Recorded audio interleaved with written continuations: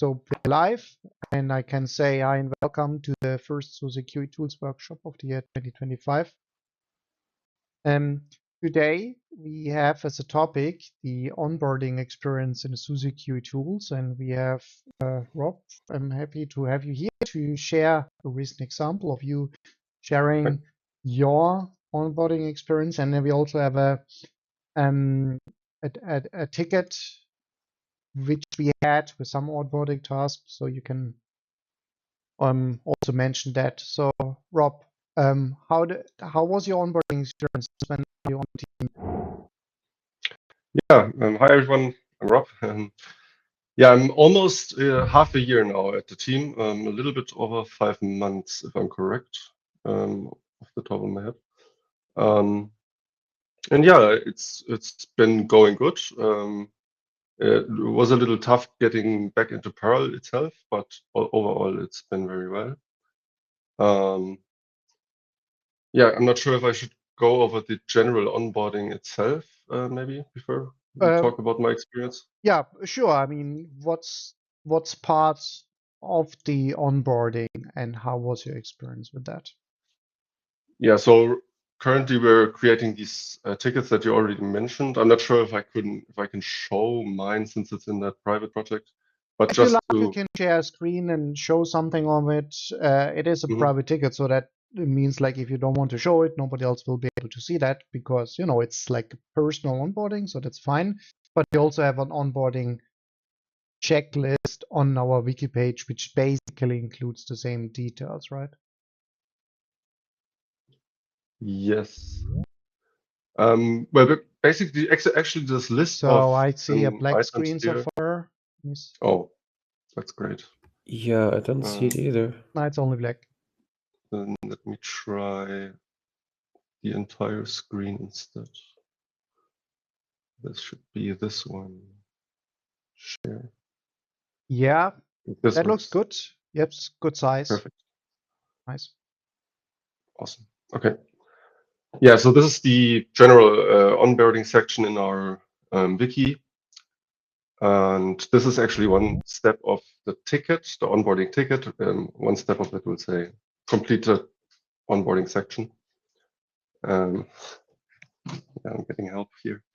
So yeah, actually I have gotten my ticket rather late in the onboarding process, but so I have first just went through this section here, which is basically set up the communication, which is mainly on Slack, which is not mentioned here, but yeah, set up communication, set up OBS notifications, and GitHub project notifications mostly. And yeah, also on this ticket that I mentioned, one step is, of course, to set up a development environment. This is not mentioned here. So yeah, that's maybe something I should talk about a little bit. Yeah, at first I tried the manual approach where I set up everything myself, where I did need some help from the team. I also later on realized that I'm one of the only members of the team who's using Tumbleweed, so I found a bug that Tina was able to fix rather quick. That was Tumbleweed related. Yeah.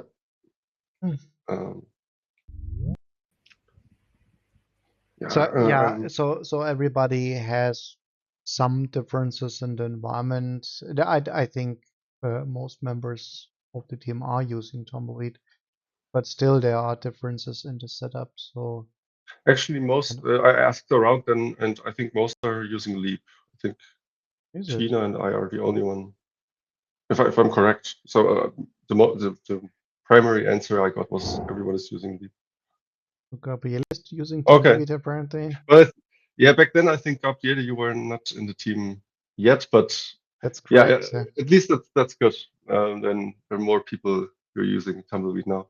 Yeah, anyway, as I said, there are always some differences. So there's also the opportunity for something to, to go different because there are differences. Yeah, exactly. But that was part of my onboarding, quote unquote, to kind of also work on the documentation a little bit. For example, my first issue was on the QM dashboard, which is basically just an overview of incident information, which is processed by QM bot. And yeah, there I also had some trouble on the setup with the Postgres database in specific, something else as well. But yeah, that led me to update the documentation. So that helped. And of course, also one big thing, the entire section here that we're looking at was completely in a different order. So yeah, as people on board, we are trying to, of course, update this if anything's not correct. That's Or true. Whenever there is onboarding, that is also a great opportunity for the team to realize where there are some, maybe there's a need for updating, but maybe there are also points which can be improved or something where we can redo the complete structure. Right. yeah, and yeah, what was also not mentioned in this onboarding section is, of course, reading through the entire wiki, which is also talking about the way we work and best practices and the projects we are working on in specific. So yeah, the workflow is basically, I'm not sure if you're familiar, we have this backlog assistant. And yeah, part of the onboarding is also getting to know how to actually work, which most of the time you just go into backlog and pick a ticket, and yeah, then you see, okay, this is for this project. So if it's not OpenQA or OS Autodence where you have a development setup already anyways, that you then go ahead and set up the environment for that specific tool, or yeah, and then you start working on it, and that's how you learn about the tool also often. And yeah, so we're using Progress for managing our tickets in sagas and epics. So that's also a part of onboarding, to learn about how to use Progress. And yeah, the filtering especially is useful to know how to set filters yourself. There are also many on the right already in custom queries.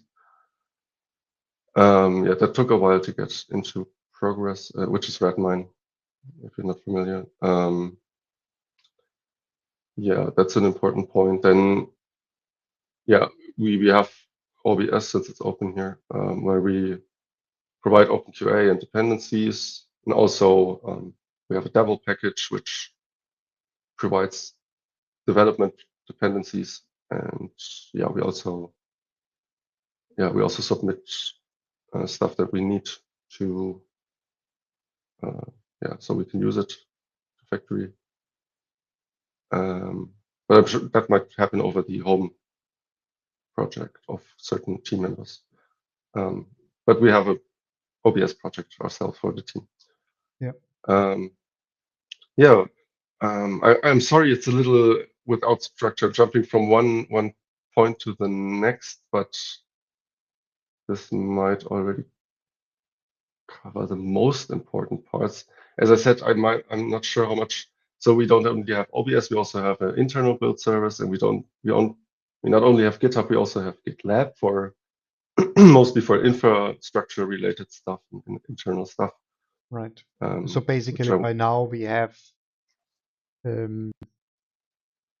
kind of resembling that. You see the last point from other SUSE internal onboarding. So that's that's the only internal link here pointing to yet another internal page, which is detailing all those things to do the equivalent for the IBS projects, some minor GitLab internal projects, other GitLab workflows and such. Yep. All right. Yep, that's cool. Maybe I have some more points to add, but I'd like to ask the community here.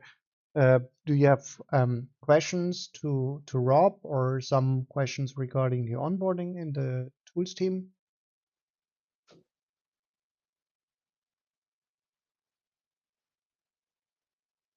Then I have a question, Rob. So what did you find the best part about the onboarding process or the onboarding period?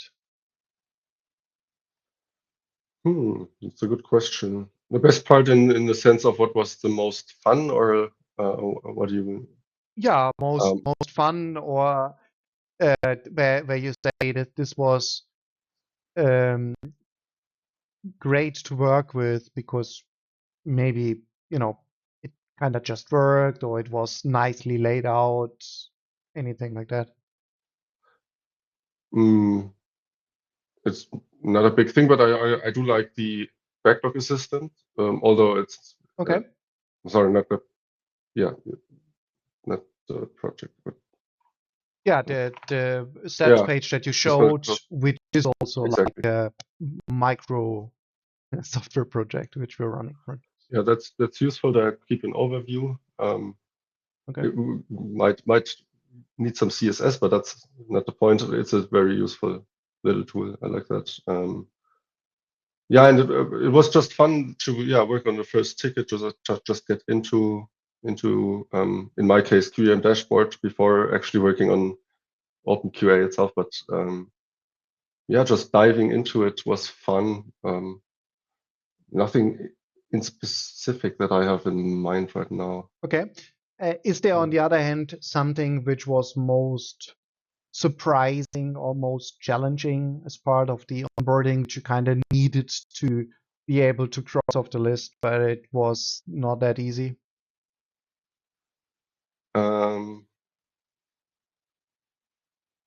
Well, there are a couple service requests that you have to keep your eye on all the time if someone responds on them.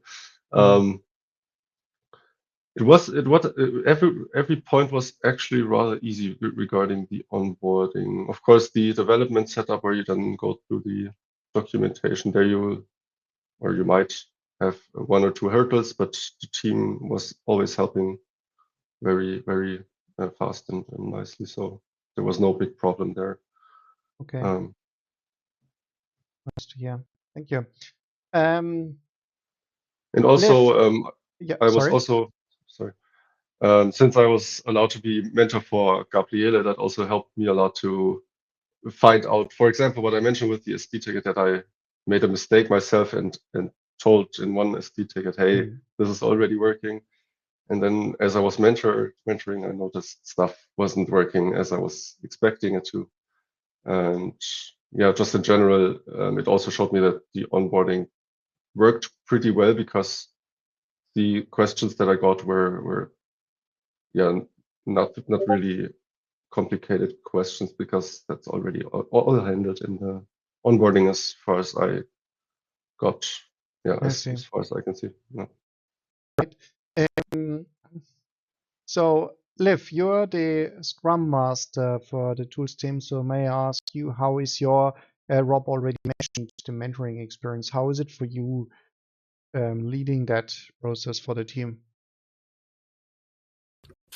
I think it's really cool the way we can go through it together and also extend it together. So also the fact that Rob would mention things or ask things for clarification. So we were able to add a few things there and probably make it a bit easier for Gabriele as well. So this is not just like some list that one person comes up with and that has to make sense to everyone, but it is also something we maintain as a team. I think that's working pretty well. Okay, cool. And I would like to share that I see the onboarding also as a good opportunity. As I mentioned, whenever we do onboarding, we learn what's missing in our process.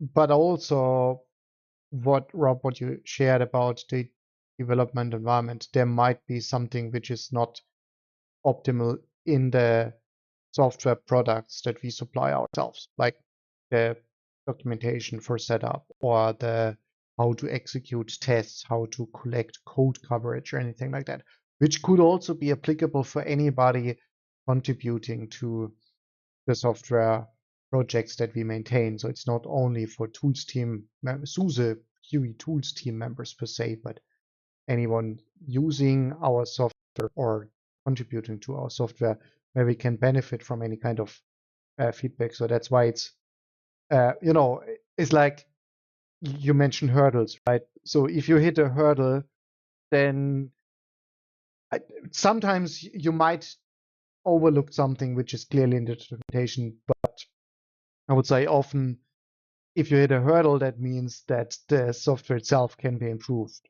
Right? Or that simply something's outdated. Maybe something needs to be updated. Exactly, because maybe all the members of the team are running a 2 years old instance and it just works, and nobody ever tries the new setup from a fresh slate. All right, cool. Is there anything else anybody would like to add or ask regarding the onboarding experience?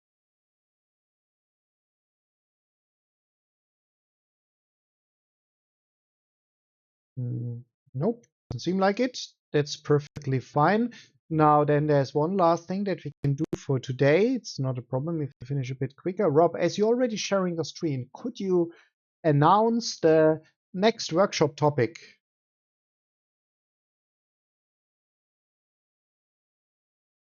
I think you need to, yeah, there, yep, there you are. So in 2 weeks from now, you're muted. So Thank you. I'm sorry. I was already talking. Yes, I will also contribute in the next workshop, which will be how to contribute to OpenQA based on an example. I'm not sure if I don't think we specifically already chose an example. Yeah, I will. That was one example, but it's just an example. So that might be the one example that you want to demonstrate. Oh, yeah. Maybe from that one leads to another one. You also mentioned QM dashboard. Anything works, right? Yeah, maybe I'll just pick the one I mentioned today. But yeah, it will definitely be about how to contribute to the basic steps. It will most likely apply to any thing that I chose that I worked on in the past couple months. So yeah, this will be the next workshop topic: how to contribute to OpenQA shown on. I like that one because in the related pull request, you not only provided a screenshot, but don't spoil it now, but even an animation. So yeah, I remember. That's something to look out for. Right, cool. So thank you. Yep, with that, we can close off the workshop. So thank you all and see you again next time.